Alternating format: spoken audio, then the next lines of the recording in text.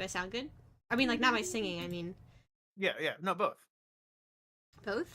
Yeah. Thanks. Talk about it, talk about it, talk about it, ooh, yeah, do. I mean, like, my volume, that's good, though? Yeah, you're fine. Okay. Might get copyright strike, but Oh, no, it was that good? yeah, I think it was No. that on par. No. I think there has been actual instances of that, though, where people have, uh, hummed or sing something, and then they've gotten copyright for their voice being too That's crazy. accurate. Yeah. I almost actually hummed the one I knew that got copyright strike for being hummed, which would have been moronic of me. I was gonna say, don't do that. You know what? You I know was what? literally, I know, I was literally rushing home for this, and I was just blasting the Get Jig song. Which one? So The that's entire has that time. been your favorite one? Oh, I love that song so much. I think mine's been without a doubt. Actually, has been the Sucker song. It's definitely. I don't know if I You know it off the top of my head. what? You poor sucker! It's like no red rose on your grave. Poor sucker. I know the okay. I know the poor sucker line. Mm, I need to just sit down and just start getting into the soundtrack of this because the soundtrack is so good. I it need to do what is. I did what I did with Cyberpunk. It became my one of my top listened to things last year on the Mhm. Spotify rap. Yeah, that was my Cyberpunk album. I know like every single song from Cyberpunk. Whenever I play that game, I just start jamming out every time I hear a song in the background. Oh, kind of loud, but I'm playing it. It's the one where Jinx is walking through. It's from last episode. The one where she's walking through in the beginning with her hood up. Oh, okay. Yes, sir. Yes, sir. So it seems like I'm live, but I also feel like I'm not live. You are. I'm live. Cool. Yep. Wait. I'm on. Hello. It's Mango Mango. Hi, Yeah. Mango Mango. We're just gonna be people for a second, just because I have had a day. Like I had a day yesterday. I was factually wrong in comparison to today. So I want to hear about your day, ST. Was it a good day, bad day? It was an okay day. I woke up, did nothing, You was know waiting for what? you guys after No. 20 minutes. Pause. Okay. When people tell me about Ew. their day, no. When people tell me about their day and they start it with "I woke up," I have to remind you. Unfortunately, that's like pretty much how every day Yeah, starts. yeah, So yeah. So it started like out like any other. I woke I up. woke up. No, I want one day to someone hit me out of left field with like I transcended through a different plane of existence to materialize with consciousness without waking. Like Well, what if I stayed up all night and I didn't go to bed? Then I didn't wake up today. I guess You it's know? true, but Exactly. everybody starts with "Well, I woke up." No way, really. I mean, did you guess it? I did guess it. All right. Well, Okay, so no. thank you for telling me about your day. That was awesome. Same. Yeah, I yeah, also yeah. woke up today. Yeah. All right, so That let's was my get entire day. started. Woo! Uh, let's see. I'm going to start with it's JV. It's JV. Jay Z. Jay Z. Jay Z. Driver. He's in our chat. It's JV. JV Skelly, one of the OGs. Okay, so let's get started because there's a lot I want to talk about, but it all is at mostly the very end. Episode three's name is Finally Got the Name Right. I love looking at the names of the titles and trying to guess before I watch anything, like what that has to do, and I actually Mm. got this one right. Yeah. Like, I guessed, like, oh, I think Vi is gonna Yeah. call I hated Jinx. reading this title. Yeah, but we have so much to talk about because of, well, there's a lot of implications. It leaves off on many big cliffhangers. Mm-hmm. We see some serious stuff. A lot of untitled loose ends for this arc, I think. It's pacing wise. This I was tracking the amount of kind of scene transitions. It has the most out of the other two. So out of the three total, episode 3 has the most like cut to different storylines, quicker scenes Mhm. going on. And for this being like I think because I just noticed that it's only like what 30 a little probably just over 40 minutes. Like one of the shorter ones, I think by a minute or two, of course, but like one of the shorter episodes this season. I feel like it has the most information packed into it. Like I was sitting here trying to take notes before this for like an hour and a half, and I realized I was only like 15-20 minutes in. Well, because there's this section throughout this part here where it's instead of a consecutive storyline follow of like here's what's happening with Jason, Echo, and the magic, and here's Hmm. what's happening with Vi and Jinx. I think there's one other thing that's going on during that part too. There's Hmm. constant cut back and forth between the two, like they play off of each other. Yeah. So it Well, makes it feel faster for sure. yeah, no, but I hadn't even gotten to that part yet. Oh, Like at all. Yeah, oh. no, I hadn't even gotten to that part yet. I was way before that part, and I was like, wow, I've been here for a while. Okay, so maybe we should just get started then. Yeah, yeah. So we start off with a fun little song and montage about the new Enforcer Squad, the cool team that we saw line up at the end of the last episode, going throughout the Undercity's pipe works, their situation system. Yeah, like the tunnels. Mm-hmm. But we only get this knowledge because of the key that Caitlyn puts in, Hmm. and we get a voiceover of Caitlyn's mom talking about the implementation of this vent because the people deserve to breathe, and that this was only a problem to begin with because of the increased mining in the fissures, basically. Yeah, so these vents that were originally put in place to be a good thing for the Undercity were meant to help them be able to breathe their own air. Are now being used against them Yeah. By the daughter. by Caitlyn. Yes. Um, I wanted to take a quick moment to say hi because I see so many friendly hellos in chat. Hello. Hello, I everyone. notice a new person, Ketra. Nice to see you. And familiar faces like Wolf and Helder. Getting familiar with the names, which is alright. So I took a lot of notes for this because I tried to pause. There was so many little doodles of this gray being personified once again, Mm-hmm. becoming like a monster of its own. Yeah, almost like a living legend. Oh, yes, yes. Okay, so my first note was when she's looking through the slides, we see a slide that I guess suggests wholeheartedly they have done studies on people to see that it does do concrete damage to individuals. Mm-hmm. Because I don't know what else the slide would be. Like, it not just metaphorical or anything. It's like a sliver of a lung. Oh, here's another personification slide. This is very Big, neat. big Big, smoke monster. yes, smoke monster goo. Yeah, yeah. So stuff like this. This is my first Yeah. note. Was these notes? Yeah, they're written in arcane gibberish, but the only thing I can really deduce from this is that they have dissected dead people from the Undercity and seen the damage that the smog, the gray, causes. Yeah, this looks like clinical studies.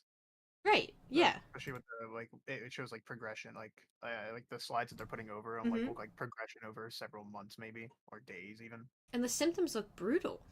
Mm-hmm. They really do. Like it almost looks like is that sepsis I believe where it like rots you.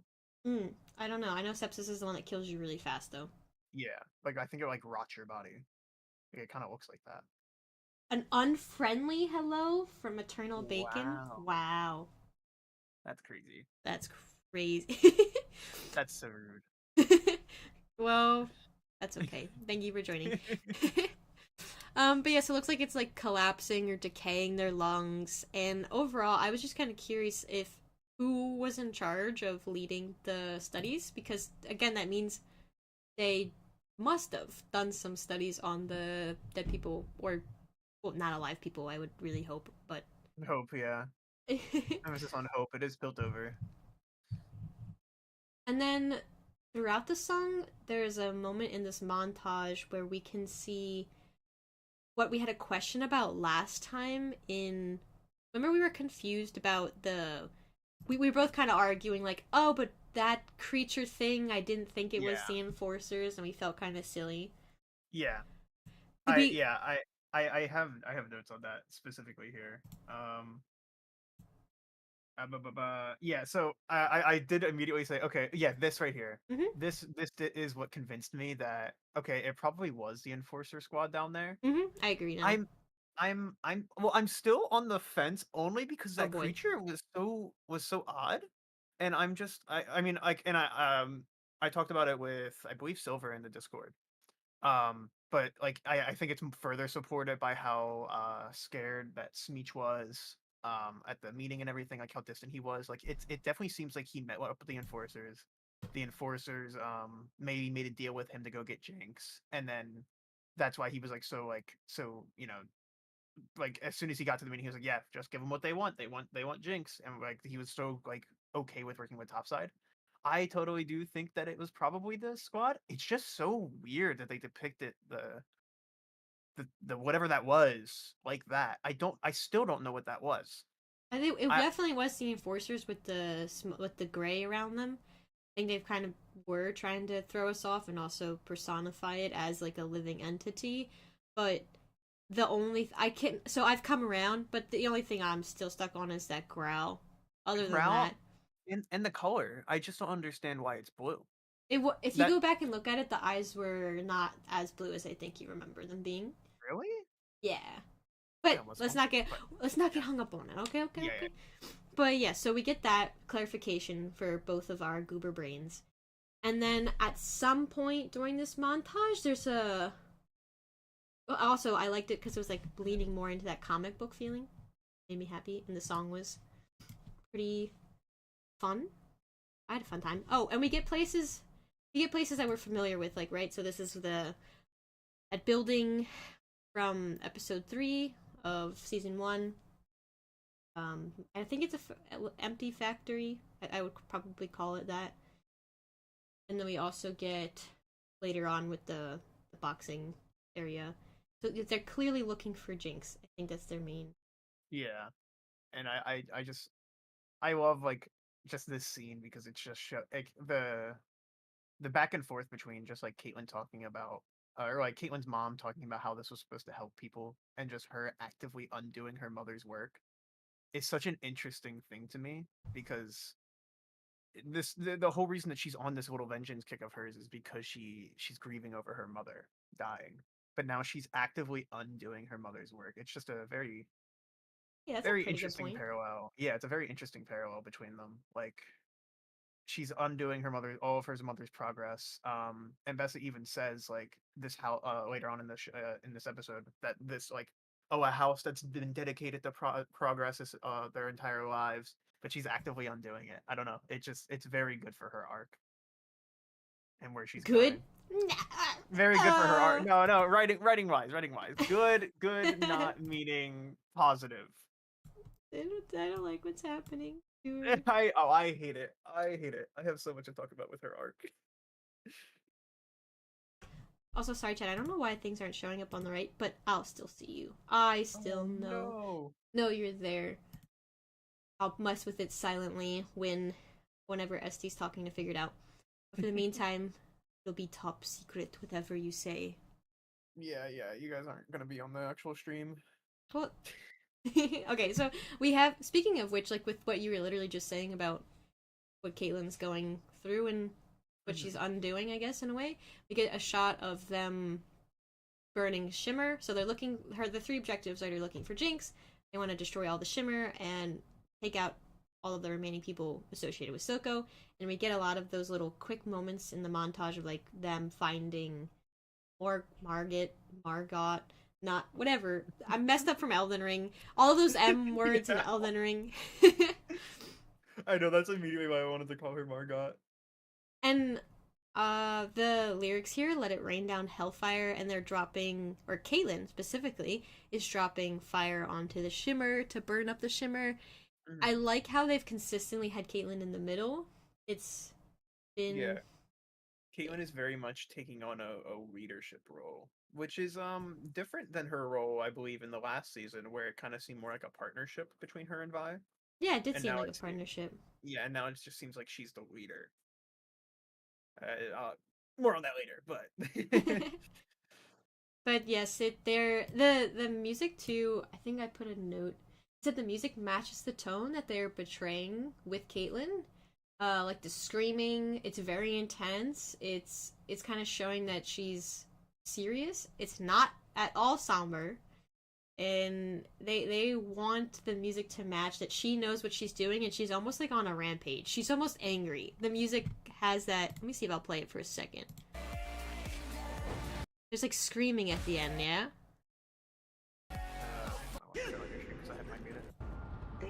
I'm pretty sure there's like some screaming. Also, it's just so fun. Like, Yeah, good. I really do enjoy this song. But I This don't is want to ear rape anybody by accident, so I'm just gonna mute it. But hopefully, you know that there is uh screaming kind of, and has mhm. a little bit of a intense vibe. Also, I'm just gonna put this out early on. I know at the end we get very strong imagery of it, but she's low key starting to feel like a with the masks, especially. I've started to draw. I've just finally brought it to my conscious today, but subconsciously I was making connections between the gas and the masks and like the oppression with like I couldn't help but compare her to like Nazi Germany a little bit. Mhm. And not like Yeah. actively consciously, but I do think all of the reading I've done about that has kind of influenced my perception of the severity of her character because I don't know, it is such a huge part of our world history to Mhm. use the gray here in this story. Yeah, I've And seen a lot of uh-oh. people beginning to call her Caitlyn. Oh no. Yeah. Oh man. Yeah, it is. Oh, okay. And I wanted to pause on this too.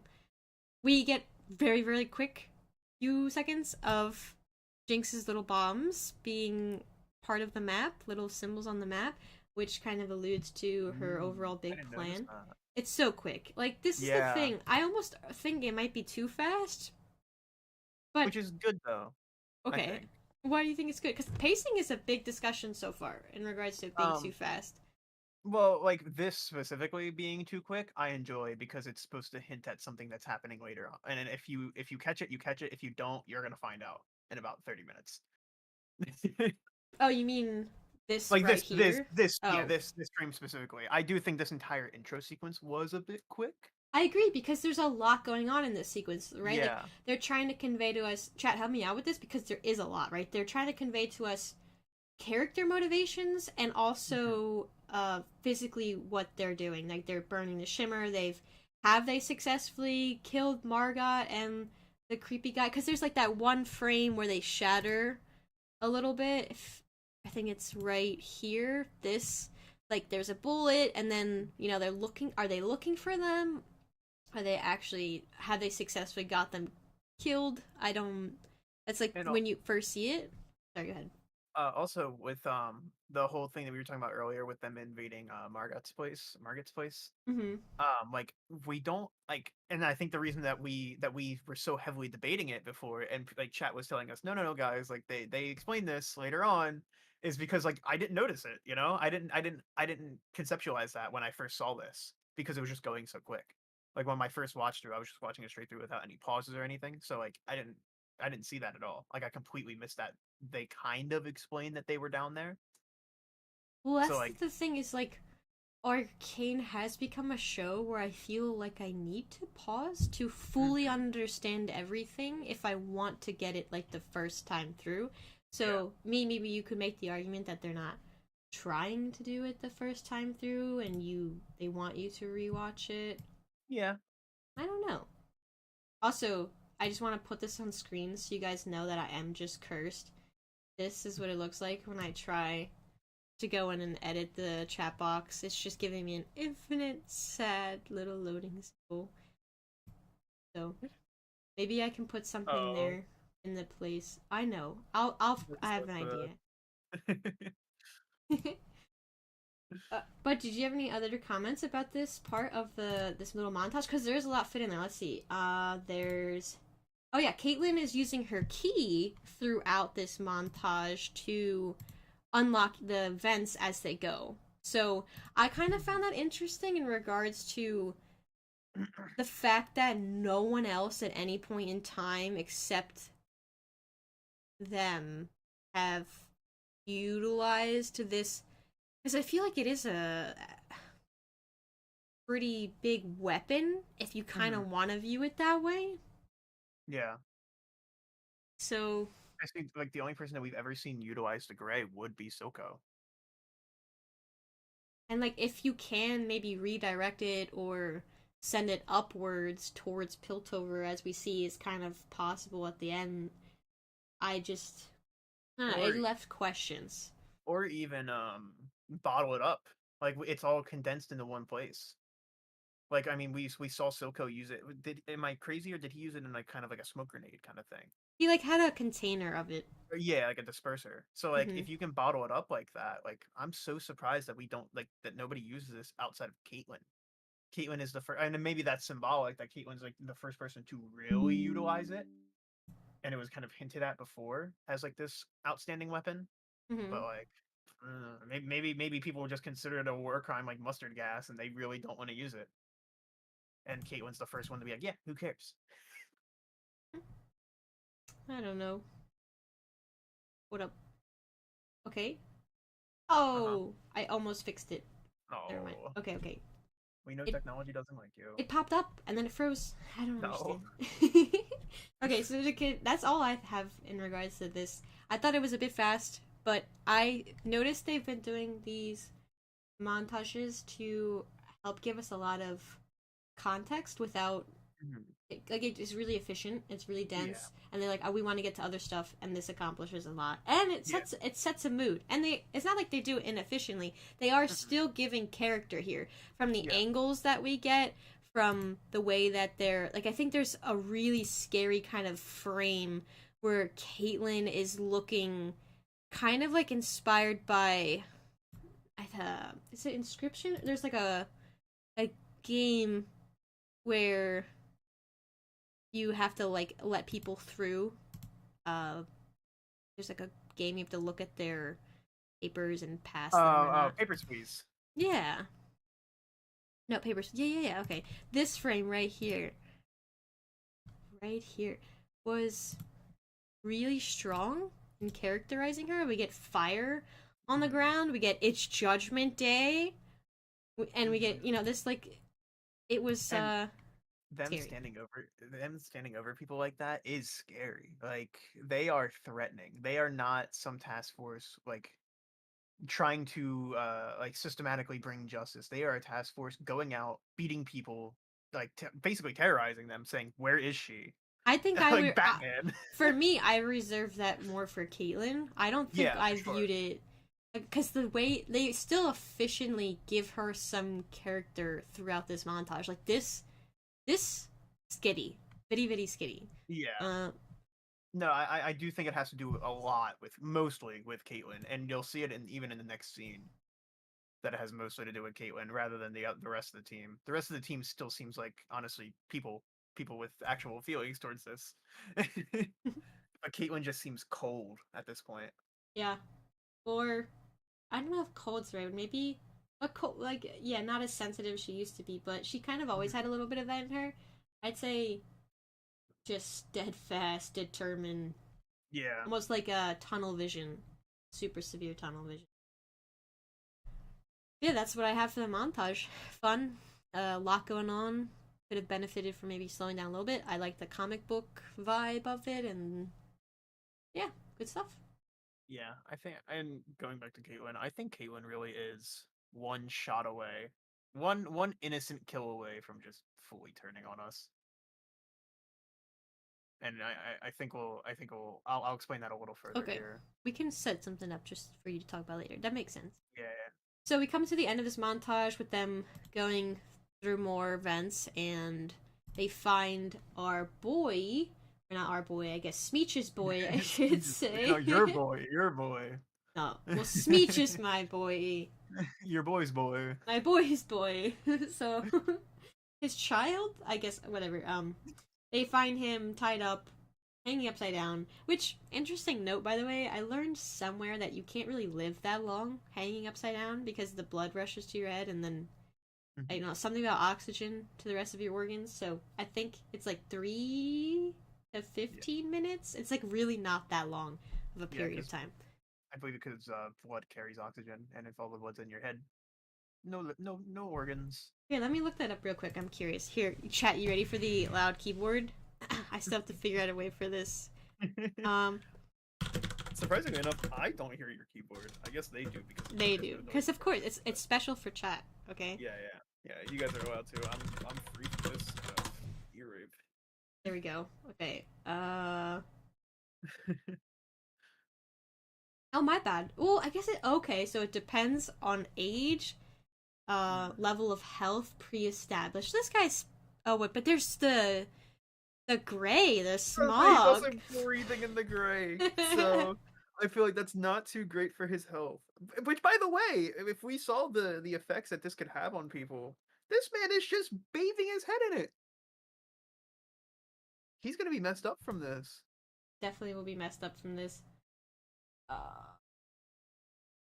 Okay, I found a really weird part of the internet. I'm doing inversion to help me grow. Oh? I was just wondering how easy it is for me to accidentally kill myself while doing it. Can I safely sleep upside down? Sleep like a bat. Like a bat. Alright, well, it looks like just safely... Okay, I don't know. Where should I go? There's no, like, medical journal about this. I'm just reading people's opinions. 8 to 10 hours, let's say that's the maximum. Before... At least serious health risk. Fatal. I mean, permanent damage death. at the very least. But, like, death. you would... Yeah. Death. Permanent death. But I think you Not would... temporary death. Still, I'm also reading several minutes. Okay, whatever. I'm over it. Anyway, all I'm saying is he's still conscious. I don't know if you guys have ever spent time hanging upside down. Your head gets tingly after a little bit. And then he's also got smog the gray right in his face. Mm-hmm. And he's just chugging that stuff in. So hear me out. I'm not particularly the smartest tool in the shed, but I purposely said that wrong. Crown on the box. Okay. Hey, Vinny, thanks for stopping in. I appreciate you. Okay, but yes. So he is conscious when we find him. Again, not the biggest tool in the box, but the Certainly not.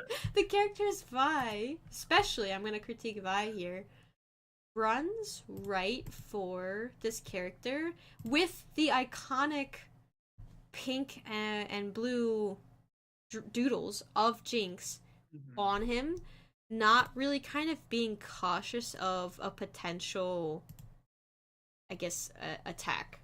And we even find out in like 2 minutes that Vi is worried about Jinx using others, or like Jinx doing something that would be of concern and safety, right?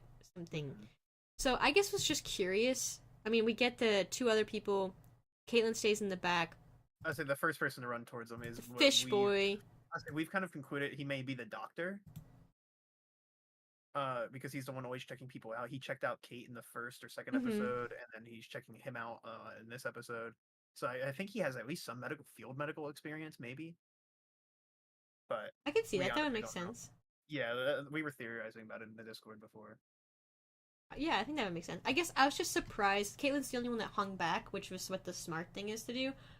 I was surprised with all of the things considered, like with the fact that he's still conscious, right? Because I feel like you don't really need to know too much. You just have to have hung upside down as a kid, and when you're on the monkey bars or doing something for a little bit to go like, wow, I get really dizzy and lightheaded if I'm upside down for way too long.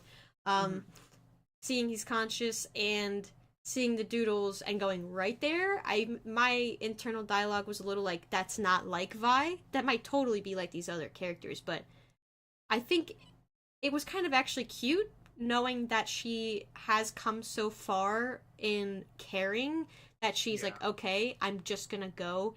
And you could tell she's still on the lookout for Jinx. Like she's still looking around. Hmm.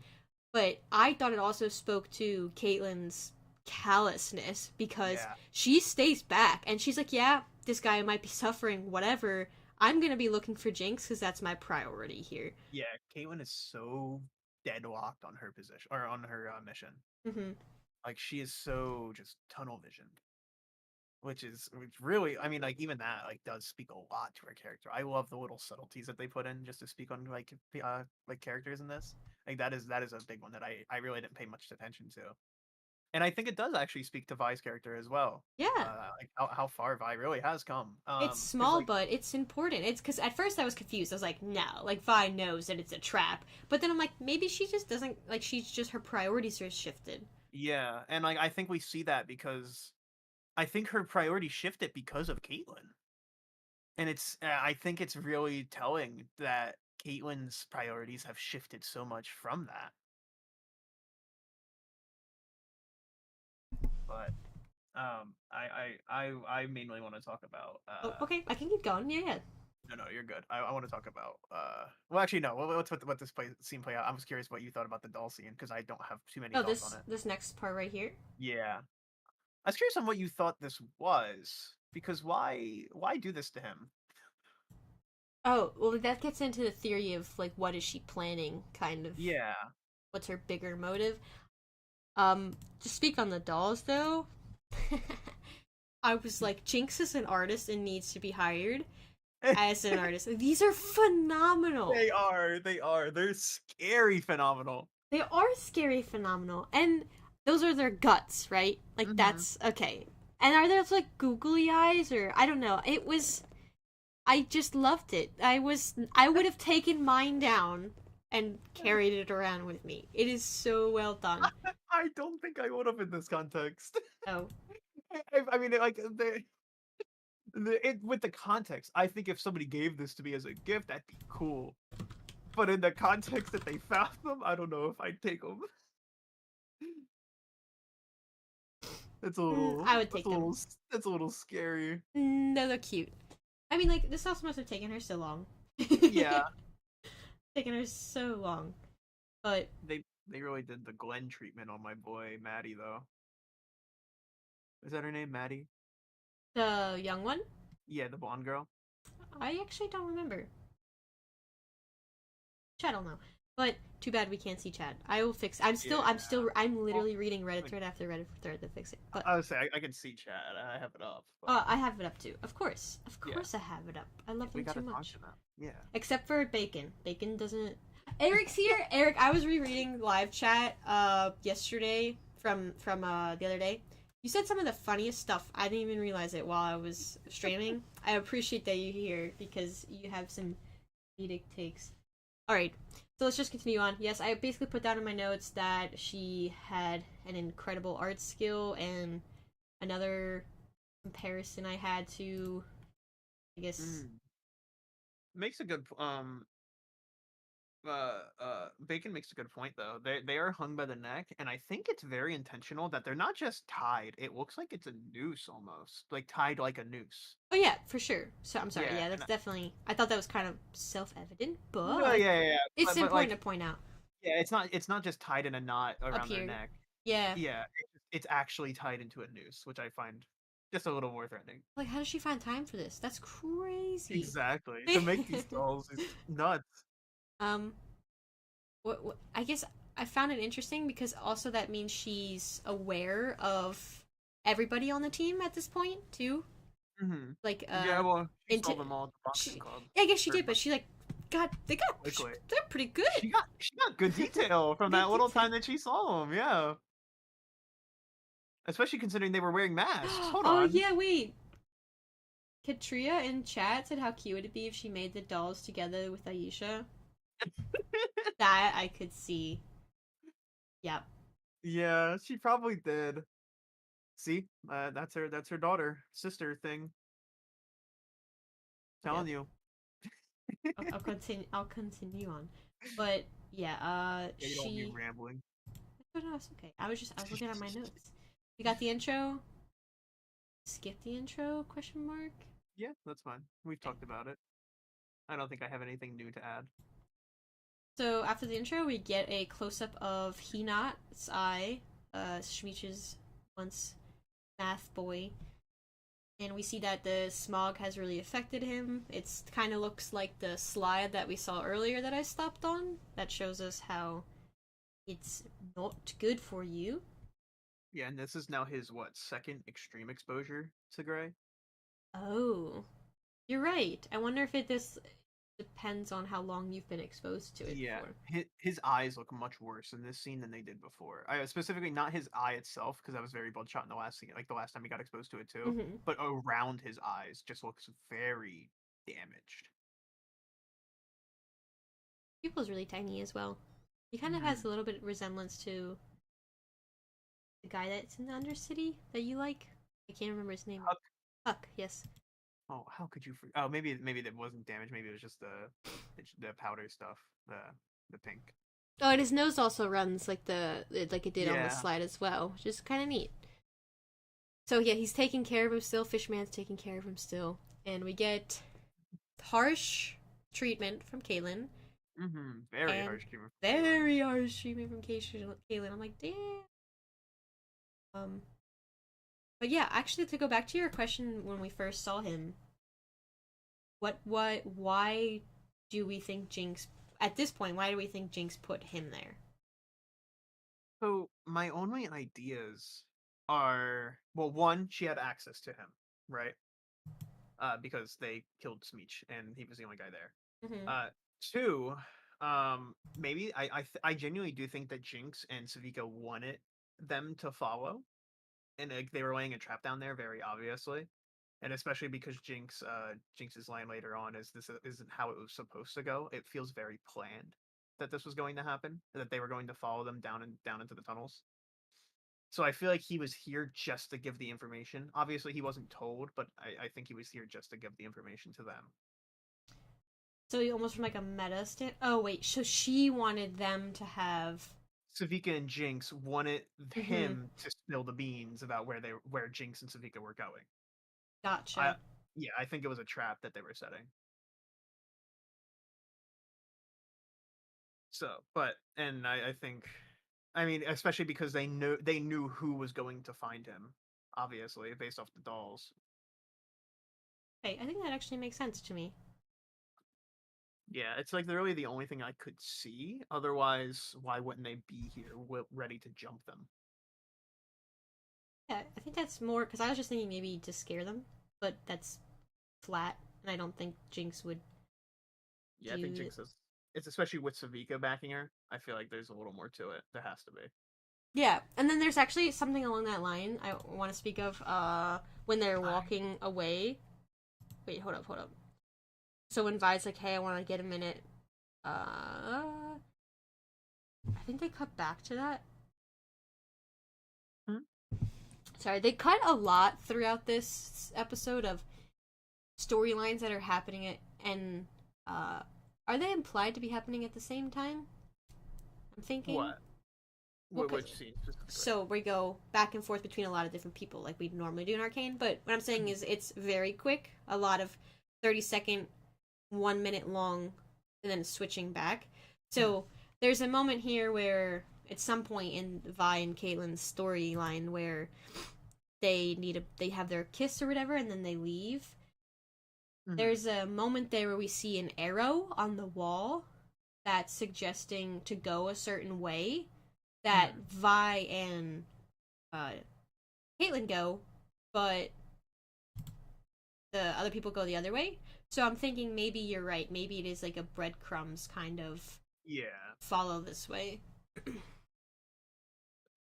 Also, something that I noticed about Caitlyn here, she seems to be looking down a lot. Like she's Oh, trying. oh yes, wait.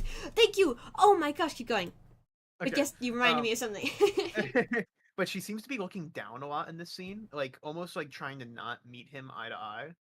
like she's trying to convince herself to like I don't know. It's like she seems very close to the trigger. No, yeah. So Um, can I speak on that further?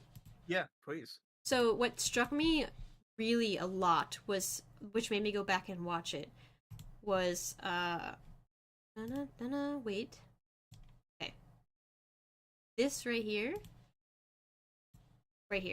Right? They chose this caused me to reflect like from a writer's POV what they had Mhm. been doing because we don't get her eyes, we get her mouth and we get her mouth like kind of up like her nostrils a little up on the one side and Mhm. she's like kind of disgusted, ready to go.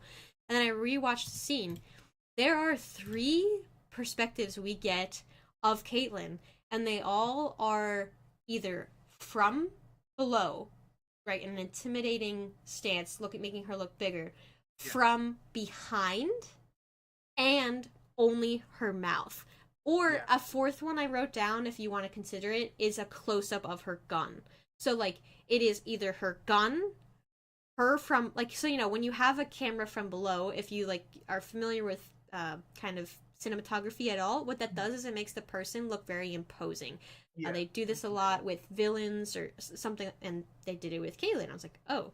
Then they Yeah. only show her back and then her gun and her mouth, and I'm like, they really tried to do something here with making her scary, and they did it like they implemented cinematography in a way that made her scarier because if you had just a straight on shot of this conversation, yes, she would have still been harsh, but it added a level of harshness to her just by the camera's positioning. Yeah. And I said like I think she's turning down a very like dark path, obviously. Between her freak out at the boxing place, like the little arcade, between this scene here, like I'm starting to think that she's not well, starting to think. I think that she's not in this for justice for Piltover. She's not in this for Piltover. She's in this for herself. She's in this for vengeance. Not even like not even justice, vengeance. Like she just feels like she's out to just kill Jinx or just kill and to kill anybody who gets in her way. Like I feel like it was like almost a hard decision for her to send him to prison instead of just killing him on the spot. I think if her team hadn't jumped in and been as surprised as they were, But she has may have she? just I'm so offed him. sorry, my brain long day. Yeah, but Mhm. has she taken a life yet? No, N- no, maybe. I mean, can we assume? I don't know. I don't know if she's taken a life. I guess not on screen, so I guess we shouldn't assume. So no. And that's also another reason why I'm saying I think she's one innocent kill away from just completely flipping. Like there's going to be something that affects her, and I think it's not going to be in a positive way. I don't think it's going to make her reflect and turn on this side of herself. I think it's going to drag her deeper. Mm. I'm kind of nervous for it, but Yeah, she seems so ready just to pull that gun on people though, yeah, without understanding like the implications of taking a life. maybe it'll hit her at a certain point when it does happen I hope because there is that like when someone finally does take a life, it sits in it makes her differently. reflect. Yeah, and I Yeah, hope it makes her reflect and not makes her go deeper. But I'm thinking it's going to make her go deeper. but yeah, I just wanted to point out to chat and to you that up until the end of that scene, it is only those perspectives of her from below, from behind, not of her eyes or of the gun. Like it, they are Yeah. careful to position her to us in a way that is imposing, threatening, and not the Caitlyn that we used to know. So Hmm. that is that scene. Any other things, or we're gonna move on to a next very interesting scene? No, the main thing I wanted to talk about there was just the way that she acted towards him. She acted So like yeah, a bitch. Okay, yeah, she okay. did. All right. This next scene, we're back to the giant axe ship, and we're back with Ambessa, and we Not see the mouse ship, the axe ship. them. Is that what I called it last time? No, no, no, no, no, no. We. I think this is a different ship entirely. I thought we saw the ship already. Probably. I'm thinking of a different ship. I'm thinking of the ship from the terrorist attack. The thing, the ship in the air. Yeah, yeah, the airship. Oh, no, the ship is Yeah, on the yeah, water. in the water. I know, I know. Big, Okay. big difference. Big difference. I'm sorry. Okay, okay. uh, there's this scene of a character we know, but I would honestly say she's was a pretty small character in season one. Mhm. Amara. She was the is the I don't want to say was well okay she was as because okay she's dead Yeah, guys. yeah, She's dead. you guys are here because you've watched the You've episode, watched right? it. I She's hope. dead. I've just been a little weary of making sure I still don't. I want people to still see Arcane. I would really hope that there's no one in my chat that hasn't seen it that's watching me. Yeah, If you are, yeah. listen here. Listen here. I will send you one Roblox buck if you watch Arcane. One. Ooh, Yes, a whole that's one. a that's a lot of money you're offering. But yeah, so we see her and she's talking with Mel, which is or not Mel. I'm sorry, Ambessa. She's like, "Hey, what's going on here?" I found it interesting immediately because I was like, "What relationship really do they have with Mhm. one another?" And then a small detail that I noticed was da-da-da, waiting for it to get there. Mel is Mel. Why do I keep saying Mel? Wow, my brain's I oh was like, Mel's not in this scene. they're the same. Oh, there we go. I already skipped it. This was basically from the introduction, like the intro title sequence. Oh, I didn't realize that it was her seat. It looks exactly the same to me. You just flip it around It and is. you have Yeah, it is. yeah. And also the cool Oh. ass weapons behind it is why I paused it originally. I was like, which knife would I want? And I thought it was cool because this hammer axe thing here looks like it's broken, but they still hung it up anyway. I also could be wrong. It could be. Oh, sorry, I got my close to my microphone there. But Which one would you want? which one would I want? I mean, these Yeah. both look okay. Okay, You say these both as if I have any reference for that. listen, they all look really cool. They do. So I think it would depend on my mood that day and who I was trying to kill. Like you have to. Mm. This knife kind of reminds me of the black knife assassins from Elden Ring. Uh, the one at the top, I think would be my choice of weapon, just because badass and it looks fun. It looks like a dex strength weapon, maybe with some faith in it, arcane Mm. in it. I think, I think, I think I'm taking either the twin daggers at the bottom, the blue ones, hmm or at the top left of that triangle, there's like a weird cane looking thing, and it very heavily reminds me of my childhood favorite game, Sly Cooper, like their canes. And if I can repair that thing, it's broken. But if I could repair that thing and use it as like a Sly Cooper cane, oh my god, I'm going crazy. So is it broken or is this just Or kind is of it oh, yeah? Like I don't know. oh. That'd be Could it kind of could it be could it be shifted break apart on command? That would be pretty. That would be way cooler. oh. Elder in chat says it's broken because it's the weapons with rune magic, just like Riven's.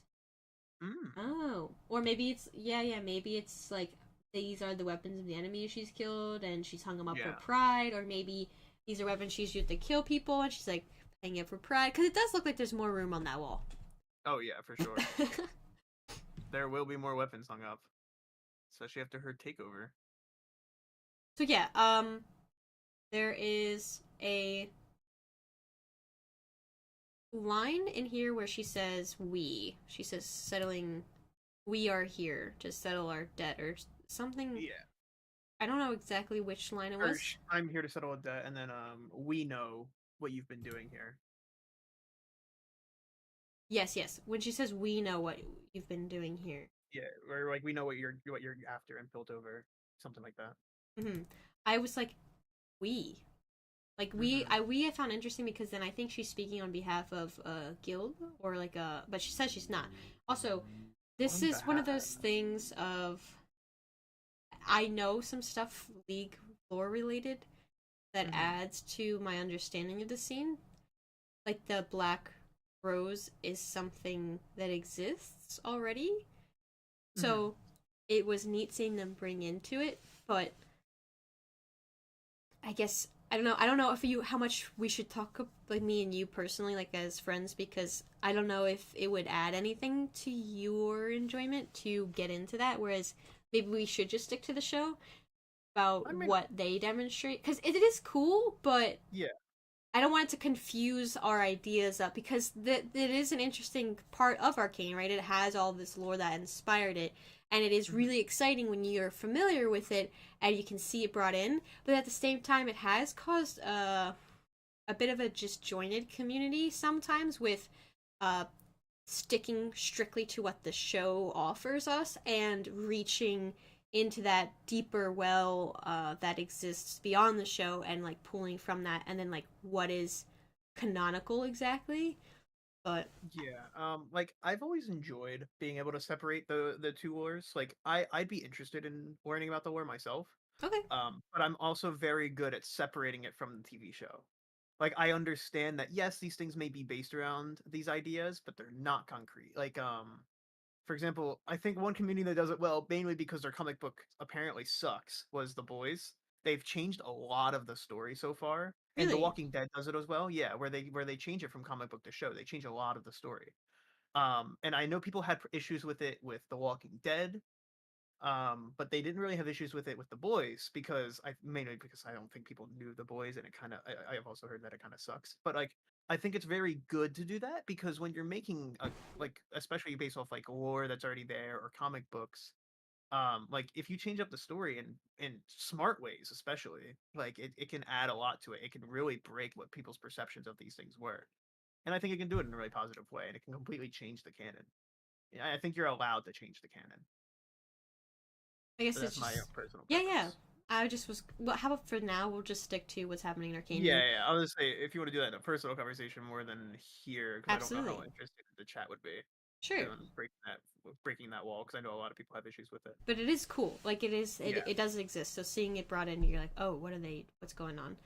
I paused it here just because as they're having this conversation, it becomes apparent that Amara is not just the casual little uh, lady that we knew from season one. She's in fact a magic wielder and a dangerous, quite scary one at Yeah, that.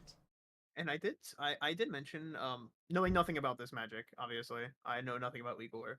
I said that this magic was completely different than the arcane that we're used to in like hex tech.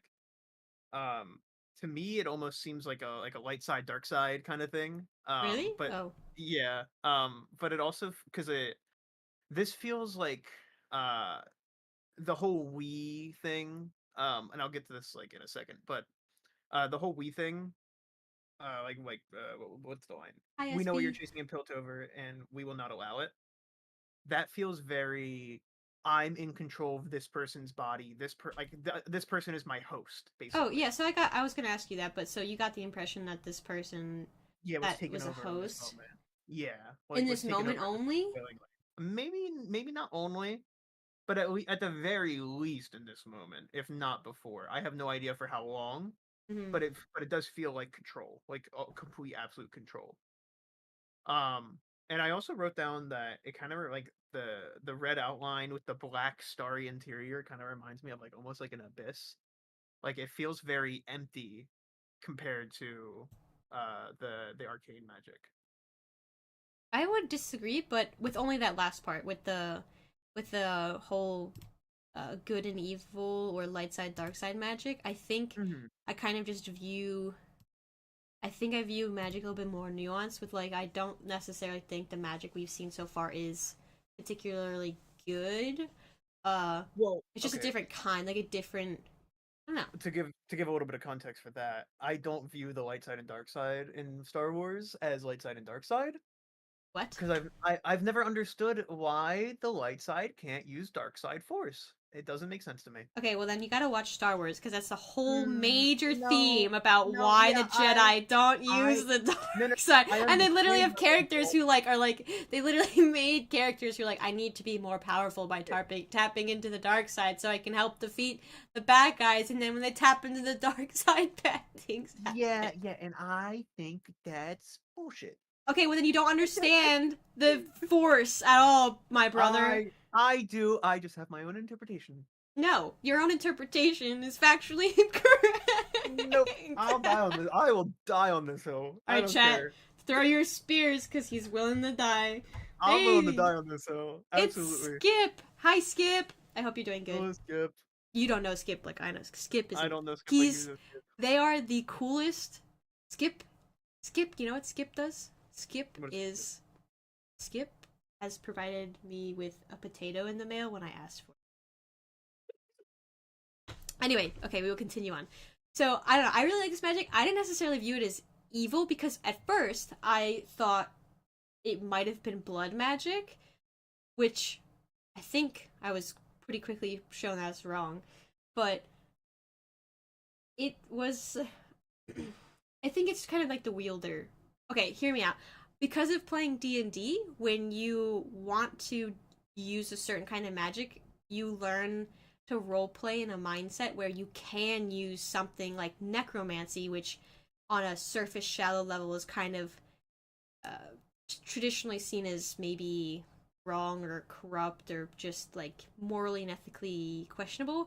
And then if you're like, well, I really want to use this magic, but my character is a good character, how do I get into the nuances mindset to do that? So magic, we could talk about it. I'm a nerd. Okay, let's not even talk about the show anymore. I'm so sorry. So basically there's like a bunch of hands, which I thought was interesting because she does say we, right? So I'm like, maybe the we is referring to a whole bunch of people, like spirits that she has control That's the over. magic itself. Yeah, I don't know. Maybe she just views herself as more than a singularity. I feel like magic people could so. I'd say, and especially if I'm going down the whole control route, like she's taking control of this person as a host, it's very much a hive mind almost. I would feel I can see that. rather than like a singular person or like a singular person following a magic. Mm-hmm.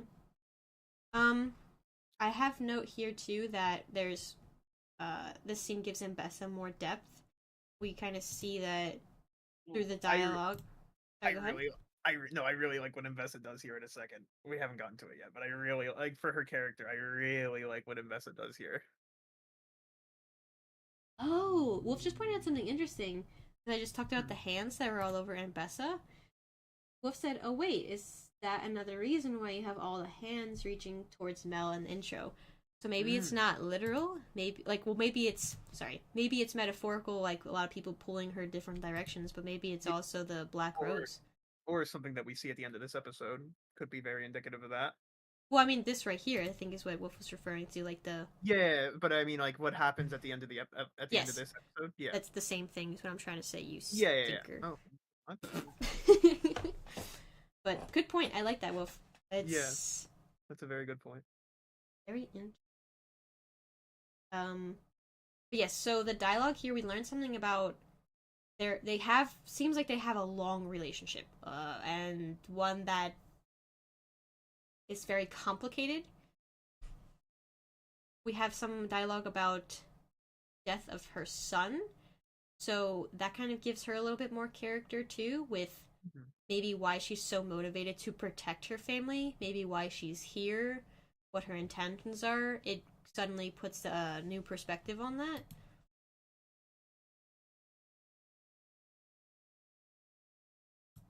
But if you have anything to say, I'll just keep talking about the scene. I just want to make sure I don't miss anything No. before I keep. I will definitely jump in when my time comes. Cool. So yeah, she criticizes her like, "Yo, my son." That's kind of isn't that enough? The runes on this man's stick. I'll just call it a stick. So I did not think you said stick. Oh, on his stick. It's like, what are you talking about? On his stick, help get the magic goo off of it, and then,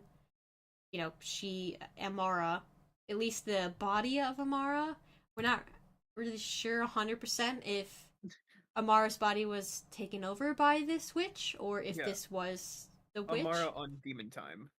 Yeah, is dead. We end up getting her killed because of this. This is what I wanted to talk about. Yeah, I'll just finish up my last thing is go for it.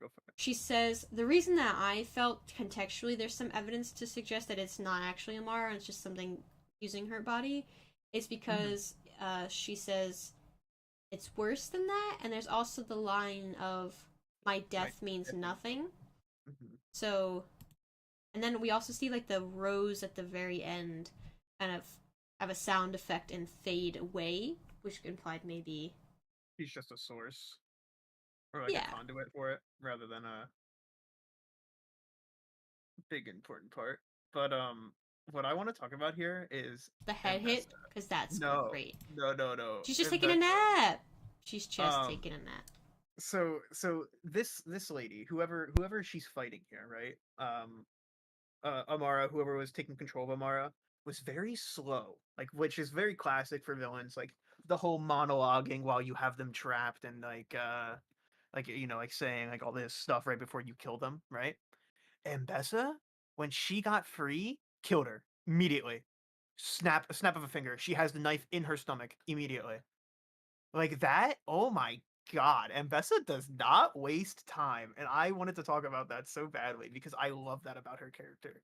She is so militaristic. She does not care. She stabbed her. That's when she started speaking about how like how dare she, like basically.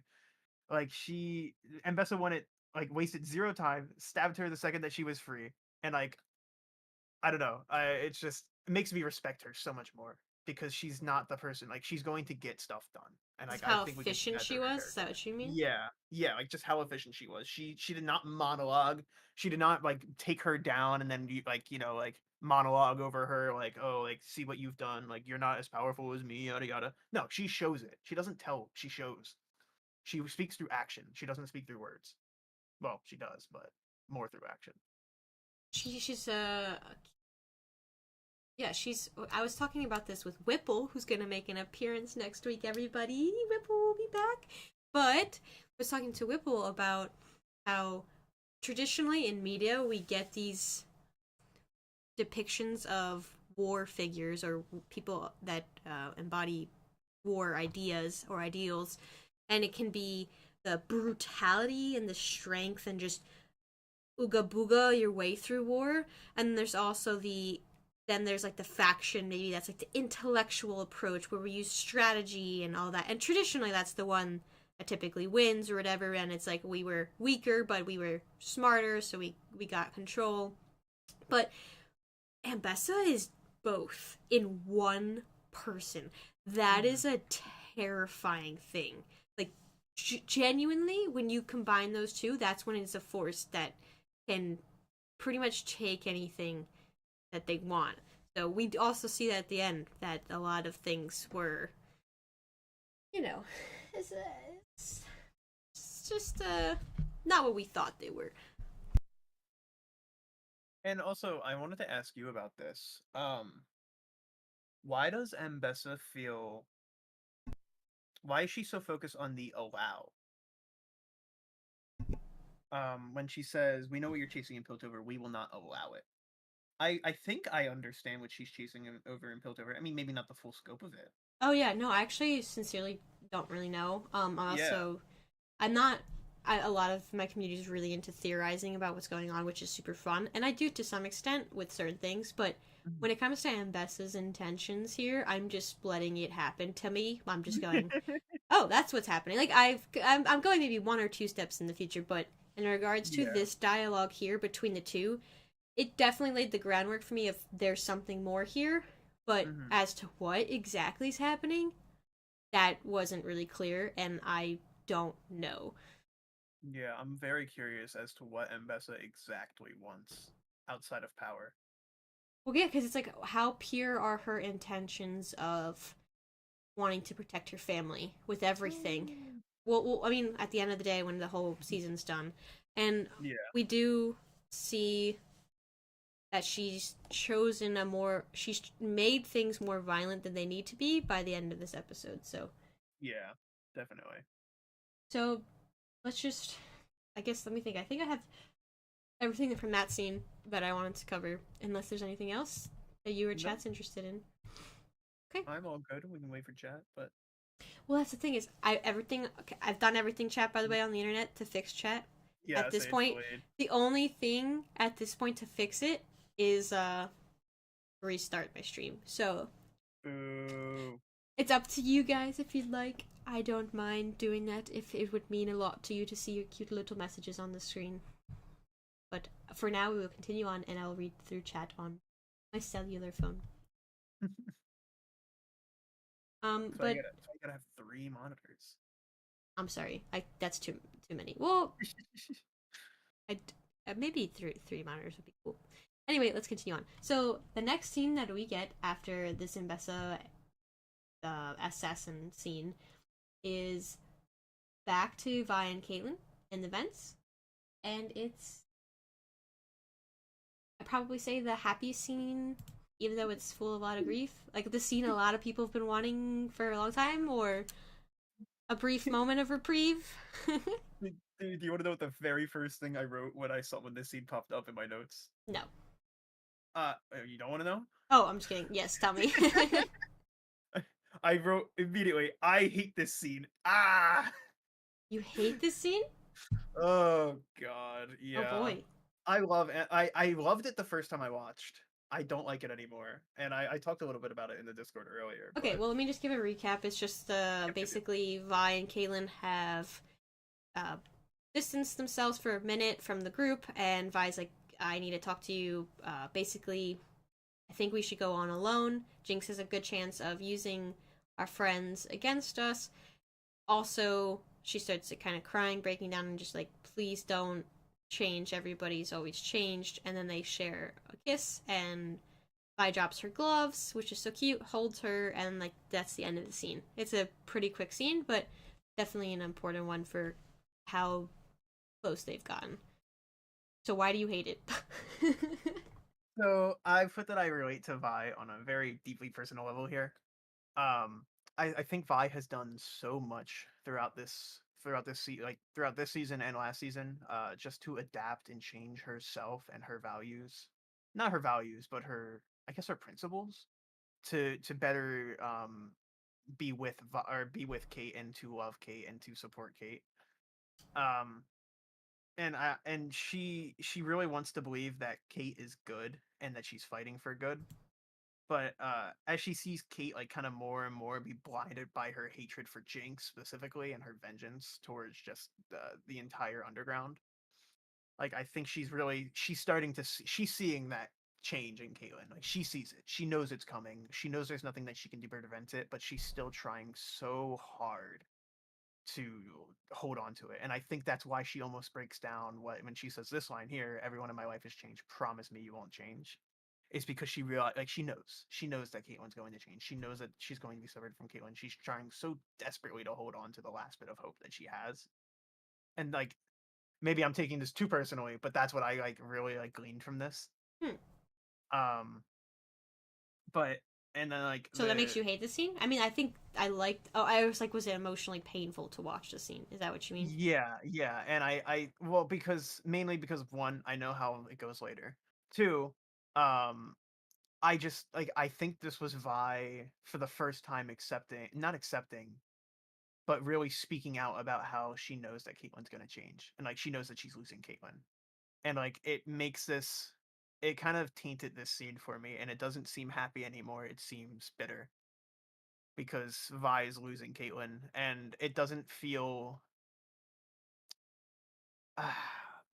not Well, this is real. what I was saying before. Is like there is every softer moment that we do get from Arcane, except for the Heimerdinger scene.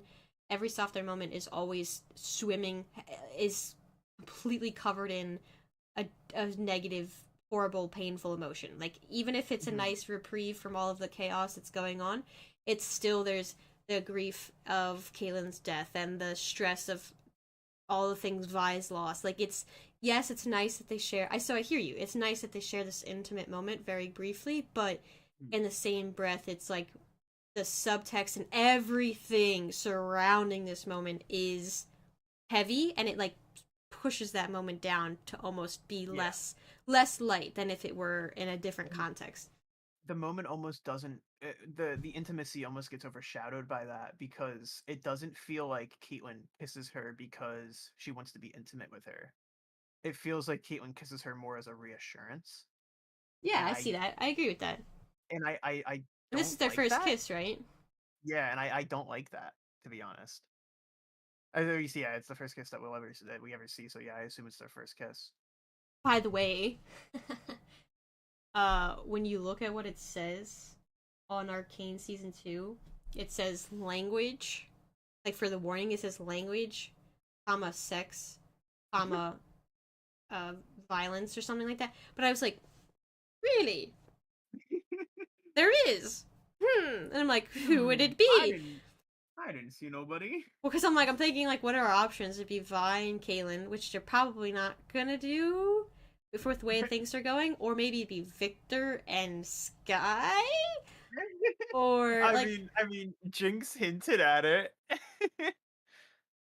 I guess so, but I don't know. I just like it says it as a warning, like when they're smoking. I think one of them smoke, like when it has to have the PG warnings of what's in it. So Yeah. it's like, oh, I wanna mention one more thing here. yeah, go for it. When Caitlyn says I won't, correct me if I'm wrong here. She does not meet Vi's eyes. Here, She let's does not. She does not look her in the eye. And that, let me watch. yeah.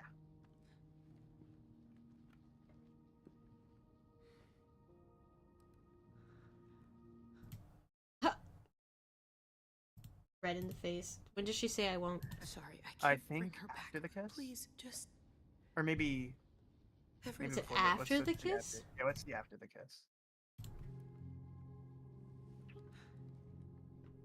I won't. Yeah, she looks down. I don't know. That's kind of. I mean, okay. If you've kissed someone though, like that angle, it's like I don't know. I don't. Yeah. I can. Yeah, no, no. I understand that, but like she doesn't back up and meet her in the eyes. She looks down. Like she No, but this is how intimate. She's holding her head. I don't necessarily see that as her being insincere. I think that's still very sincere. I won't, but I can see how you could see it that way. Yeah. Her eye doesn't look like it's, like avoiding her. But Vaya's also not looking at her because that's just kind of when people embrace in that manner. Yeah. You're not. It's actually quite funny. If your nose is that close to someone else and you're looking them straight in the eye, it becomes like entertaining and you might almost start laughing. It's. I'm just saying. Anyway, so but it's a point to point out. I thought it was adorable. I think my favorite part of the scene was when Vi drops the gloves. So cute. This like it's her being. It's literally her letting her guard down. So yeah, cute scene, but context of it. It's just I think with all things considered, it still was a moment where Caitlyn was a bit softer than she had been being. That was grammatically an awful sentence, but Uh-huh. do you know what I mean? Yeah, yeah. I think this scene was very tainted for me though, Hmm. based off personal experience and just what happens later. For me, it was not as tainted, but I can see. But you don't know what happened in the future, so you still felt tainted even when you didn't know what happened in the future. I didn't feel good about this scene when I first watched it. I liked the scene. I liked the moment between them. I love the kissing scene between them. I love like the intimacy. But I always kind of had that sense of, ooh, this is not going to go well. Hmm. Like the moment that she asked her not to change, that just hit me. I guess that's fair. But yeah, their embrace was cute. Very short scene. I think I've seen a lot of people say they wish it was longer, which I understand. All right, I paused it on perfect frame. This is the arrow I was talking about. So they are going out. They're leaving because they've asked them to. At this point, Caitlyn's agreed. I think that also points to a little bit of Caitlyn being swayed by Vi. She's like, okay, I'm still some Caitlyn, and they're listening to her, taking her advice. But the arrow pointing that way, and that's where Vi and Caitlyn are going. And there's a smiley face at the end of the hallway as well. So definitely the breadcrumbs. Come on, Yeah, guys. definitely leading them down. Yeah. Ugh. But besides that, I think that's all I really have to say about this scene. Anything else before we go to the next scene? No, we're all good. Cool beans. Oh, maybe this is actually I just saw it because I was playing it, but her eyes still look really worried, don't they? Who? Vi's eyes when Yeah. she's walking around, she still looks worried. She yeah, did I write anything down about this? Because I did immediately see that, and like she looks like, and I think it added to it for me, like just to go back to the last scene, like that she doesn't believe it. I don't Hmm. think. I don't think she believes that the eye won't. But Okay, well, and that's that scene. yeah. The next one is very okay. First off, this looks like it would feel so good, like getting It painted on. does. It Gone. does. But we get a close up of lines and a purple brush, and then we notice that it's Salo. He's being painted on by cat person, which is like I think they're in the brothel. Maybe where are they exactly? I know he owns the place, but I was curious if we know where it is because I haven't looked into exactly what building this is. So either you spoon no ho hum no how dare you. Wow. Glad he's finally made his appearance. No joins my chat and drops a spoon. Spoon. Don't encourage it. Don't encourage. Anyway, okay. So, yes, we see Salo. He's just living the life. He's got that hand behind his head. I was initially thinking that these lines were intended to heal him. So, I don't know if it's not, though. So did I. I think it's similar to what Victor was doing, just not as extreme. Because this is Shimmer. Yeah. So I think it is eventually meant to heal him, but I don't know Okay. if it's just for pleasure or not. But it does seem like more towards healing him, and that's why she had to hide it because Shimmer is so looked down upon. Because that's why Victor, like they even told Victor when he was gonna go through all the experiments that they will hate you for this, like they'll shun you for this, just using Shimmer. But if they know he's injured, when I guess Victor was sick too, and they didn't. Yeah, they didn't want to help. They I don't know. it's more just deal with it rather than heal it through Shimmer, because Shimmer's just seen as like this terrible thing. It's not supposed to exist. So if the council members are using it, it looks very bad for Piltover. Yeah, caught red-handed. I mean, first off, beautiful line work. Sick tattoo. Looks really cool. Yeah, she did a really good job. Actually, I was told by the community that they are potentially a trans individual, so Oh. it's kind of neat. But I did think their voice wasn't like a particular gender when I heard them speak, but they do look tr- traditionally pretty feminine. I think there's some character art that we can see from behind the scenes. There's a really cool behind the scenes of making of Arcane that you should watch, by the way, I should. where you can see her character model on the screen, which is kind of nice. But yeah, so basically, the artist, which, because honestly, those lines are some solid lines, so they are definitely an artist. Here's Ambessa coming before Ambessa's actually there, I guess because of the big fluffy ears, Mhm. and finds their way out because they're like, hey, get out. And Hey, get out. get out. And Salo and Ambessa share a conversation. And for some reason, in this scene specifically, I was getting really strong vibes from Ambessa of Radon from Elden Ring. No. Yeah, like just the shoulder pad, which she's Hmm. worn before, and then also the intimidation factor when she picks him up. I don't know. I was just thinking Oh, she's kind of similar to Radon. you kind of skipped over something very important there. Oh, I'll go back. I'm just trying to Um, find. I'm trying to find where I felt like she looked. Yeah, right here. there, yeah, I was like, that's yeah, she'll mess you up. yeah, she You don't even have like working legs, so be careful what you say. Like he's very, he's so snarky. you can't even run. Exactly, he's so snarky for not even being able to run away Yeah, in a because room alone he, with a warlord. Like he's so full of himself, he is so full of himself. and you see that later on in the episode too. He makes a jab saying that like Hmm. Mel's success only came from the fact that she shares your family's name. Like you think that was genuine? Hmm. It's what he says. Like, damn, you've got Especially when Ambessa is so clearly about her family. Yes, I just don't know what he was thinking, honestly. So, Yeah. but yeah, what would you like to talk about? Ambessa immediately finds and sees the shimmer. If you go back like maybe 10 seconds. Yeah, right here. You actually went perfectly. Finds the Ooh, I shimmer see it. Yeah. immediately.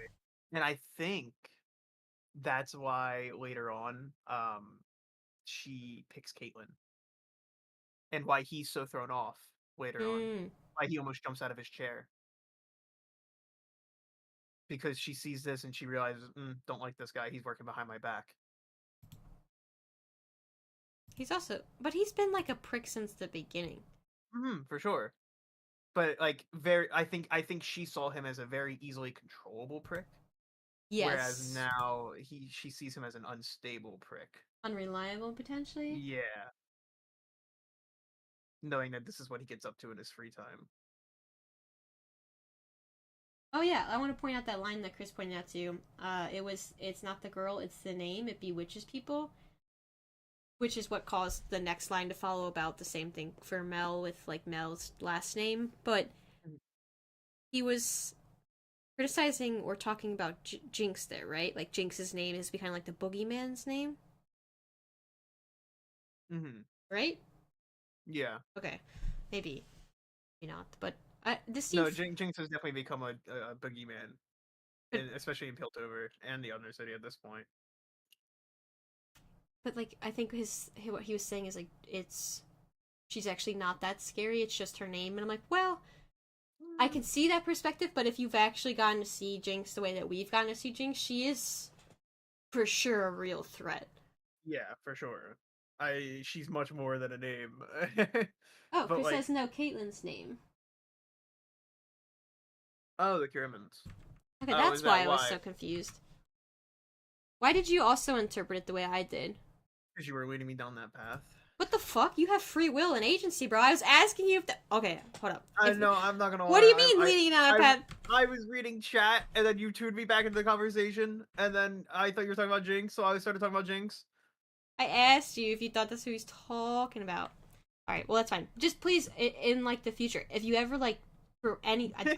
fight me on it. Be like, no, you're wrong, just so we could... I didn't know you were wrong. Okay, just hash it out with me. Because, yeah, I would hate to just think... Because this is a small moment, but it's important, I guess, and that does recontextualize. So, the Kiraman's name bewitches people? Is that what he's saying? You're the full line. I just feel like that's not... Because he's talking about, like... Would it play out for a second, just so I can actually read the entire Yeah, it's context? fighting me. But, so, okay. The dialogue here is basically... I'm tired of waiting around for Caitlyn to get the job done. She's not making progress. And then the name bewitches people.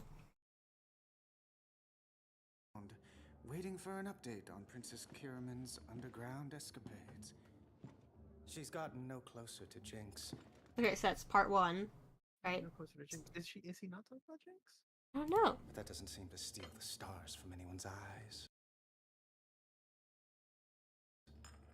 Perhaps if you hadn't let a child overpower you in your own chamber. So the child that's being referred to here is... Jinx? No. Because Jinx was never in the chamber. So that would have to be Jace. Or... Yeah, Jace. No. Caitlyn? Maybe she's talking about Caitlyn here. Yeah, she's talking about Caitlyn here. Overpower in your own chamber, because... But, like, okay, it could be both here, but I think with all the context, it is Caitlyn. Because Jace also did start to become, like, a powerhouse in the council. It's definitely not Jinx now because of the fact of this line. Jinx wasn't in the chamber. Oh, you know, it has to be Caitlyn. Yeah. Yeah, That's it why has to be Caitlyn. I was just working through why it was. Yeah, I forgot about the first episode at the very end when she comes into the underground chamber and says, "No, this is what's happening. I'm a task force now. We're doing this." Yeah, yeah. Yep. Okay. Yeah, so it is Caitlyn. It's the name.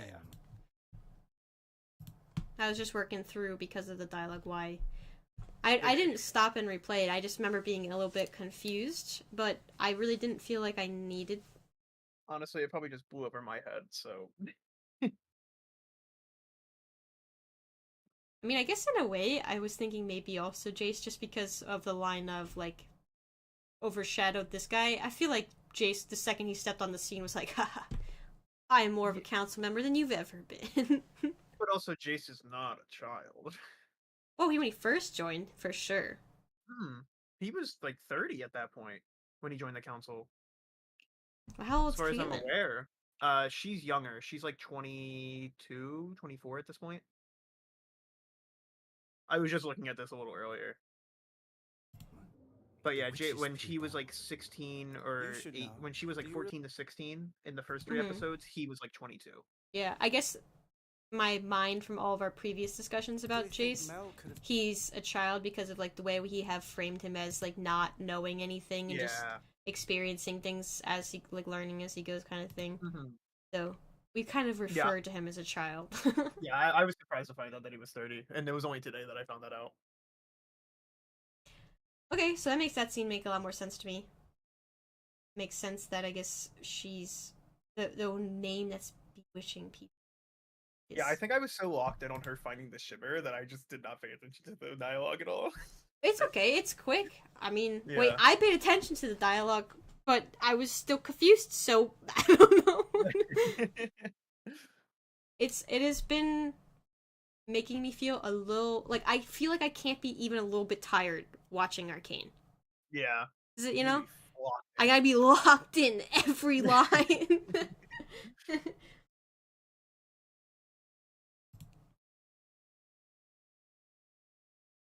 But I don't have any other notes on the scene. I kind of found the scene a little funny when she walked in on him, like caught red-handed, or you know, it looked like he was doing something else other than being shimmered up initially. But I don't really like Salo, so seeing him peeves me off. That's all of my notes on that scene. Salo's kind of a dick. He's like the shallow. He's not a cool guy. He's full of himself. He's not a cool guy. He's not a cool guy. He's full of himself, and he doesn't look like Smeech. So I would rather take Smeech because Smeech looks cool. Have a good night, Julian. Oh, bye, Julian. Have a good night. But thanks for helping clarify that for me, chat. That makes a lot more things make sense in my tiny little brain. So this is a really neat building shot. This is the ring right here that was on Mel's finger, the same symbol, which we know it's like Mel's building. And then we get yeah, and then this I was talking and asking people about before too, because I noticed it and I recognized it. I watched a lot of lore content, and it's like these right here they exist on a massive scale on architecture in Demacia, and then also these wings look similar to a massive titan that is in the League of Lore. Yeah, League of Lore. They destroyed my entire theories about this scene with that single single question. Oh, so you did get into lore stuff? This play. No. The chat, the Discord completely ruined my theory about this scene in particular. This little flashback, like this little flashby scene of the play. Oh. What was your theory? I thought this was an implication towards Victor. Oh. Because blue robe with a staff being crowned by a cult looking people. Oh. I thought this was a hint at Victor. And then they're like, no, this is just some other legend. I was like, oh, okay. Whatever. I mean, maybe it could still have that implication, but, you know, ruined my theories. Oh, really man. shut me down. I'm sorry. I don't think it is that, though. This is definitely Demacia architecture, which had me really interested because... can I give you, like, a little bit of lore? Yeah. Okay, outside of Arcane, Demacia and Noxus don't really like each other. So, it's... Without getting too much more into it, the fact that Demacia is being presented here in a play while all the Noxus stuff is going on, because that's where Ambessa's from. That's like, maybe, because again, they do nothing by accident. They are so careful. Even I don't think I pointed this out to you, but last season when they were in the theater, the violinist on stage was actually a composer from, like, in real life. They, like, animated him and put his violin playing on the stage. So it's everything they do to put, like, background stuff is purposeful. So this probably is something. I would be shocked if this imagery or this idea is nothing in the future. But maybe it's just a small detail for fans. Which, Yeah, I'm curious if this does have implications later on. But yeah, just a small thing I wanted to point out, just in case anybody else was a fan of the lore as well. And then we get to see this scene here, a brief meeting between Mel and Lest, and they talk about the. I mean, it was kind of a surprise to know that Mel had a connection with Lest. Like, what? How? You know, that kind of thing.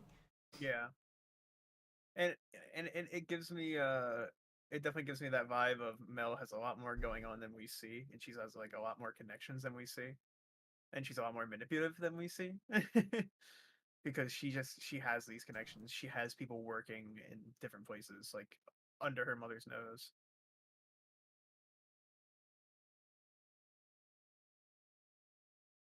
I don't really have any notes for this scene though, guys, honestly. I remember just thinking, oh, the pen. Yeah, the pen. The thing she was drawing with. I found it interesting that she did give it to Mel. Or they gave it to Mel, I'm sorry. But it was like a moment where I was thinking, is this going to be something that's it kind of it's dropped at the end of the episode, right? As like a piece of evidence on the floor, just to skip to that briefly, because I will forget. But I was curious what Mel would have done with it, because it's like a piece of evidence. Yeah, she tells the apothecary to take a look at it. Which, I mean, she's obviously trying to research what it's used for. But I'm curious as to why Les just didn't tell her what it was being used for, or if Les really knows the implications of it. But the one thing that I did write down was that we kind of find out here, and maybe I'm wrong about this, because we kind of see Ambessa drop Salo almost in the end. But I feel like she's still gonna have her paws on him. But I think it's interesting that Ambessa's not just going for the war tactic side of things with Caitlyn. She's also going after Salo. She's trying to like embed herself into the council and like really be like a shadow of the council. But yeah, I think that's really the most important things that we learned here. Yeah. Well said. Okay, let's move on, because after this scene, we start getting. Okay, it's gonna get hard to follow along here, because they do a lot of 30-second to 1 minute, sometimes less than that, quick cuts between the different storylines that are occurring, which maybe we could just talk about one storyline at a time. But there is an interesting fact that they choose to pair with Vi and Caitlyn going in, right, and fighting Jinx with the Echo and Vase. That's funny. I guess that would be wow. That was like so many names combined into one. But them going into the Arcane room and the room of magical stuff, and all of that happening. I liked how it was paralleled, so it was fun. But it does make it hard to talk about. Yeah, but I do think we should go through it scene by scene, like okay. as it shows up, because I think it's just better that way. To not more confuse us. I mean, I think that will confuse me more, but I will try my damnedest. Okay, so the first quick cutscene, 30-second little bit that we get is Vi and Caitlyn coming upon a leak / purposeful. It looks like a slit in the gray pipes, and they look like they're gonna follow it down. Then that was like 20 seconds. We cut to Jace. This is actually something we should break down, because this here is their explanation of how magic works, which is always something that's you have to handle it like a raw egg, like be very careful and gentle with it. So I'm interested, especially in chat's opinion, but also your opinion on if you felt it was handled well with how they tried to explain the magic, Yeah. especially with what we see in like 10 minutes. So what I understand, right, is the wild runes are kind of like a more primal language. The language that like we can understand universally as humans. Like shrugging your shoulders or like body language in general. Yep. A sigh, a laugh, like things that everybody can understand universally. Whereas the arcane, the hextech kind of language, like the hextech runes, are kind of like a learned language, like English, for example, like something that we have created to communicate more deeply, like to communicate exact thoughts and exact things rather than just emotion or like these like slight things. What doesn't make sense to me here is the fingerprints comparison. He says sort of like fingerprints, and I don't understand that. Because if I'm understanding it as body language, I'm not understanding it as fingerprints. I don't know. It didn't make sense to me. Um, but I said like in this sense, it would be the hex tech would be saying, "Hey, give me more power," and the tree is the one who sighs and says, and like the tree is the one who's like sighs and goes, "Okay, give more power," and then takes the hit of it. But that's just the way I understood this. Hmm. And like the idea, I said the idea here is that the power is like consuming its whatever like the user. It has to go somewhere. It's a given pool like action. So wherever it gives one place, it has to pull back on another. So it's pulling back on Echo's tree specifically here. I wonder what kind of implications this will have for Victor. Hmm. Victor almost seems like he has a smaller version of the big thing we see, but Mm-hmm. I honestly didn't think more over the fingerprints thing, and now that you've said that, I'm also kind of Yeah. I'm really trying to think through that because I agree with your analysis. I think I understood it in the same way, but you basically just said what Jay said. You stinker. Yeah, of course. With I'm just more reiterating words. my own words. Yeah, I'm just reiterating at this point, but I just don't get the fingerprint comparison. I guess what I was interested in regards to it's kind of from my perspective, yes, it makes sense to explain it to Echo, but this explanation is more important to how it is explained to the audience. Because sometimes it's best in stories to just not really try to touch on explanations for things with fantastical, magical kind of time or like time travel stuff. Like the second you start trying to put like that, all of that can be a double edged sword. So I was like, okay, we're getting an explanation. And I liked it. But it was purposely very vague, which was a good idea. They didn't get into the complications of it. And then also, this book here looked similar to the book that Victor, or I'm sorry, Heimerdinger had in the beginning or in the season one. But I also think that's wrong now that I'm looking at. But anyway, I was okay with the explanation. I think it made sense, just like you said. But still Wolf pretty is making me surface. Wolf is making me think here, and like Okay. I feel like I was like this close to an actual complete thought, and then I completely lost it. You and Wolf are But always on the same wavelength, too. yeah, yeah. Wolf said, I think fingerprints and disinfluence, like wild runes, show up where the arcane is trying to communicate, and like that almost got me to a complete thought, and like I'm so close, Oh, but I'm like so a far at the same detective time. kind of like they leave their Yeah, trace. yeah, and but like, I don't know how to explain it. I don't like I know my thought. I can't explain it in words. It's so hard. But I think I understand what you're saying, Wolf. Most places the arcane is dormant, but here and there it's more Here, active. it's more active, and wild runes are. Sort of like its fingerprint. Yeah, I think that makes sense. Wild runes are like a crime scene. I think that's what that's from Like evidence that's left behind, I guess. evidence that's But left behind. I think that's what it yeah, is. I that makes sense. Good job, Wolf. I think thank you, Wolf. Thank you. yeah, much deeper than Or that too. it But could like, be like more you think they mean more along the lines of fingerprints how they're like unique to each person? Like it's mm, one of a kind? potentially, You know, wild it could mean that in that mm, sense. I mean, this is the name of the show, so. Yeah, no matter what, you'll be able to find these fingerprints. David just said, like wild runes leave their mark on the world. Leaving their mark on the world. That could be. Yeah, like you're always gonna leave fingerprints behind when you use the magic. Like when you use arcane, wild runes will be left behind. I'm getting another thought. Oh, birth the thought. Do it. I think I'm onto something there. Do it. Like when you use arcane, like Mhm. the arcane would be slapping your hand down. The wild runes are what's left over, and like I don't know how to explain this well at all. Ah. Okay, well, you can let that thought bake a little bit more in the oven. It's not gonna bake well. Okay. Not while we're talking. Maybe after the stream, but I will definitely try to dive deeper on this. But I feel like that is a very good point as well, David. Like the arcane is like the magic that you use, and the fingerprints are what's left behind. The wild runes are what's left behind.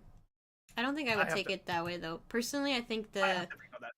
No, does it? So maybe it could be that with the goo organic matter that we see in the building, like that could be the wild runes. Like, 'cause you know how we have that perfect sphere that we're gonna get to in a bit, and there's that little bit of goo that Heimerdinger sees on the floor.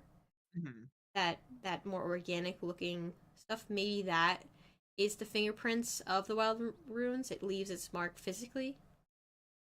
I could see that. I'm like halfway there. I get it. Yeah. Again, yeah. It's a very half-baked thought, but yeah, well, like an imprint of magic, like once it's actually used.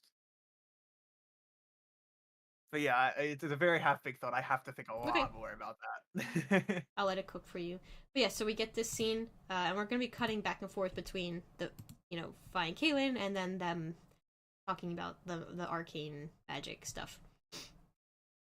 And then they're basically Echo's main concern is the fact that their tree is dying, right? So that's their motivation, and Jace's motivation is scientific concern, partially. Honestly, I think a little bit of that for Echo too, like just genuine curiosity, because Echo's been a fan of progression with the materials they've been had available to them. Like technology is definitely something they're interested in, but their interests are aligning in a very unique, unexpected way.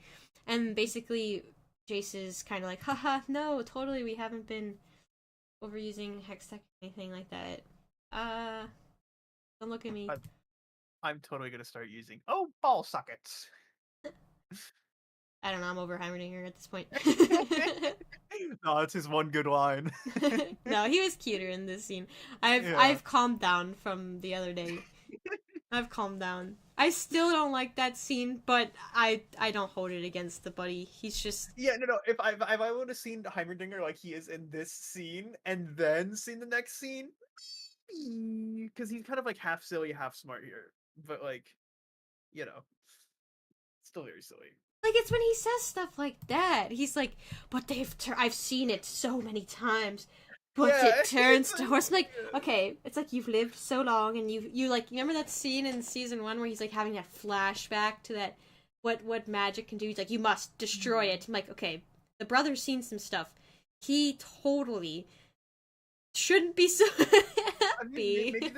Maybe the silliness is a coping mechanism. No, from my understanding, it's a Yordle thing. That's what I got. It's like a biological predisposition to being absolutely goofy, which is fair enough. But still, didn't like that moment. But let's continue on. So we're gonna cut to the scene back. Wait. I think we cut actually additionally to Mel or Ambessa next, we do. right? Yeah. But talking about send this to the apothecary and check in on Amara.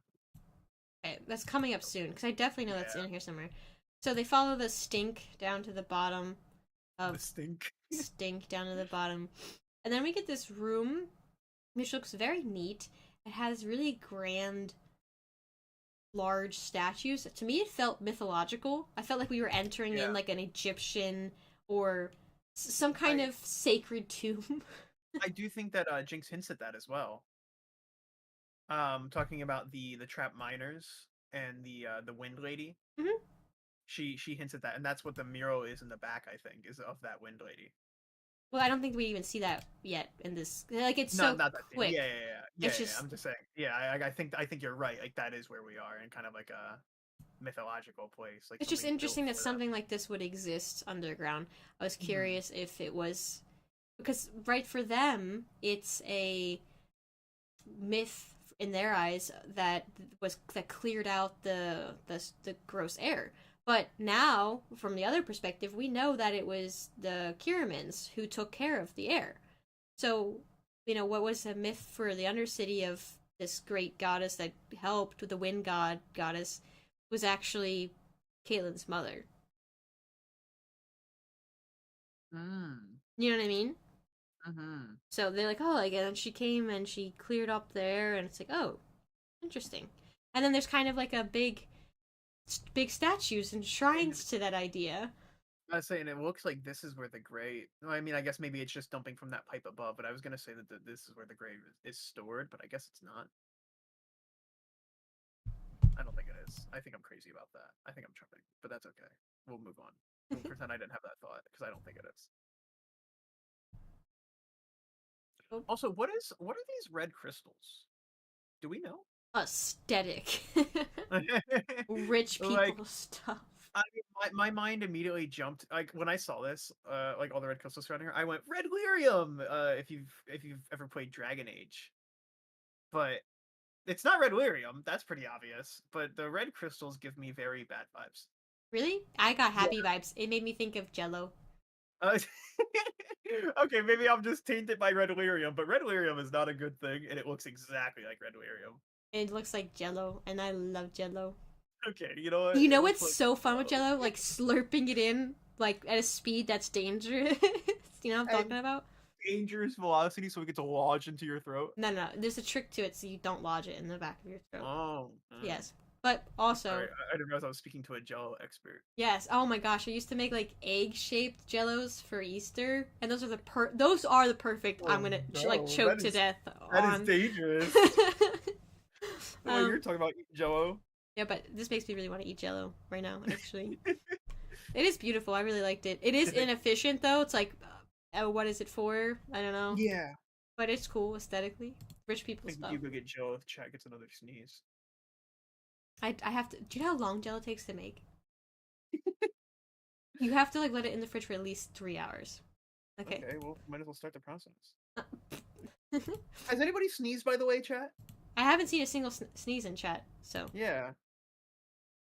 You know what? Be honest. Wait a second. You know what? I miss having chat on the screen.